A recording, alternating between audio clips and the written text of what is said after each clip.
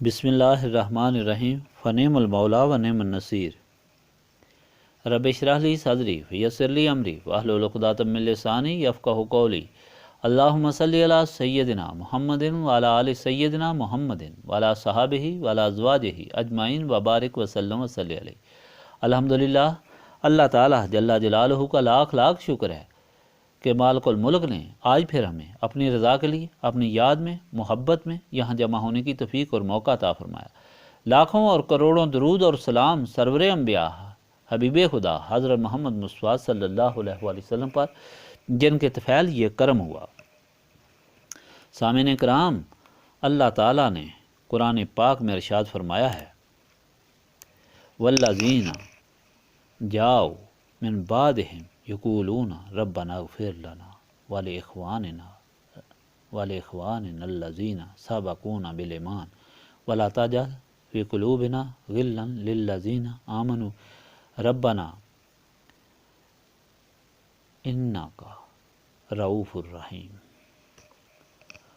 اور جاتے ان کے پیچھے کہتے ہوئے، اے رب تعالیٰ بخش ہم کو اور ہمارے بھائیوں کو جو ہم سے آگے پہنچے ایمان میں، اور نہ رکھ بیر ہمارے دل میں ایمان والوں کا۔ اے رب تعالیٰ تو ہی ہے رحم کرنے والا، مہربانی کرنے والا۔ اس ارشاد میں اللہ تعالیٰ اپنے بندوں کو ہدایت فرماتا ہے کہ اللہ تعالیٰ کی رضا حاصل کرنے کے لیے، فلاح حاصل کرنے کے لیے ضروری ہے کہ عبادت کے ساتھ ساتھ اپنے نفس کی بھی اصلاح کی جائے، تب جا کر انسان نجات پاتا ہے۔ اگر دل میں خرابی موجود ہے یا غلط خیال اللہ تعالیٰ اور اس کے رسول صلی اللہ علیہ وآلہ وسلم کے فرمان کے خلاف ہیں اور عبادت انسان کرتا رہے تو ایسی عبادت سے کوئی فائدہ نہیں۔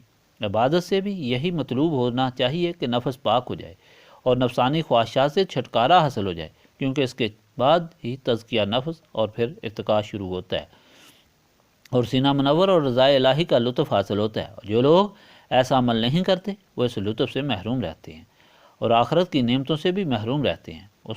اس کو سمجھنے کے لیے حدیث پاک سنیے۔ حضرت انس رضی اللہ تعالیٰ عنہ سے روایت ہے کہ ایک دن حضور پاک صلی اللہ علیہ وآلہ وسلم کی خدمت میں بیٹھے تھے کہ حضور پاک صلی اللہ علیہ وآلہ وسلم نے فرمایا، کبھی تم کو ایک جنتی نظر آئے گا۔ کچھ دیر ہی گزری تھی کہ ایک مرد انصاری آتے نظر آئے جن کی داڑھی میں سے پانی ٹپک رہا تھا۔ جب دوسرا دن ہوا تو پھر حضور پاک صلی اللہ علیہ وآلہ وسلم نے فرمایا کہ آج تم کو ایک جنتی سامنے سے نظر آتا دکھائی دے گا۔ کچھ دیر بعد پھر وہی مرد انصاری سامنے سے آتا نظر آیا۔ تیسرے دن پھر اسی طرح حضور پاک صلی اللہ علیہ وآلہ وسلم نے ارشاد فرمایا اور وہی مرد انصاری اسی طرح اسی حالت میں نظر آیا۔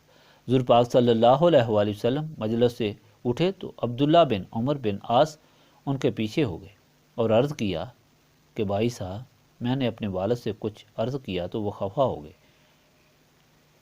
اس لیے میں چاہتا ہوں کہ وہاں نہ جاؤں، اور اگر آپ اجازت دیں تو 3 دن آپ کے پاس ٹھہروں۔ مرد انصاری نے فرمایا، اچھا ٹھہرو۔ حضرت انس فرماتے ہیں کہ عبداللہ بن عمر نے کہا کہ میں نے ان 3 راتوں میں اس مرد انصاری جنتی کو دیکھا کہ کسی وقت وہ ذکر الہی کے لیے نہیں اٹھے، البتہ جب کروٹ بدلتے تو اللہ تعالیٰ ذکر اور تکبیر کہتے پھر سو جاتے، یہاں تک کہ جب نماز فجر کا وقت ہوتا تو اٹھتے۔ البتہ میں یہ کہہ سکتا ہوں کہ ان 3 دنوں میں نے ان کی زبان سے سوائے نیک باتوں کے کچھ نہیں سنا۔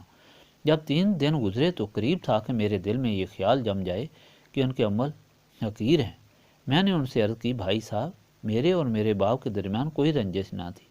بات یہ ہوئی کہ میں نے 3 روز متواتر حضور پاک صلی اللہ علیہ وآلہ وسلم سے سنا کہ ابھی تم کو ایک جنتی آدمی نظر آئے گا، اور 3 دن آپ ہی نظر آئے، تو میں اس وجہ سے آپ کے ساتھ رہا تاکہ دیکھوں کہ آپ کا عمل کیا ہے اور میں بھی اس پر عمل کروں۔ اب جو میں نے دیکھا تو آپ کے عمل میں کوئی کثیر عمل نظر نہ آیا۔ پھر وہ کیا بات ہے جس سے آپ نے یہ درجہ پایا کہ رسول پاک صلی اللہ علیہ وآلہ وسلم نے یہ ارشاد فرمایا؟ مرد انصاری نے فرمایا کہ عمل تو یہی ہے جو کچھ تم نے دیکھ لیا۔ پھر جب رخصت ہو کر میں کچھ دور گیا تو انہوں نے پھر پکارا اور فرمایا کہ اس سے بڑھ کر عمل بھی کچھ ہے جو تم نے دیکھ لیا، مگر اتنی بات ہے کہ میں نے کبھی مسلمان بھائی پر جو اللہ تعالیٰ نے اسے عطا فرمائی حسد نہیں کیا، دل میں میل نہیں لایا۔ عبداللہ نے فرمایا بس یہی بات تھی جس کی وجہ سے تم اس مرتبے کو پہنچے ہو، اور یہی بات ایسی ہے کہ جس کی طاقت ہر شخص کو حاصل نہیں ہو سکتی۔ حاضرین مجلس، یہ محفل اس بات کو حاصل کرنے کے لیے ہے کہ یاد الہی سے سینے کو صاف کیا جائے اور یاد الہی کے واسطے قادر مطلق کے سامنے اسی دولت کے لیے سوال کیا جائے۔ اب شروع کریں۔ بسم اللہ الرحمن الرحیم۔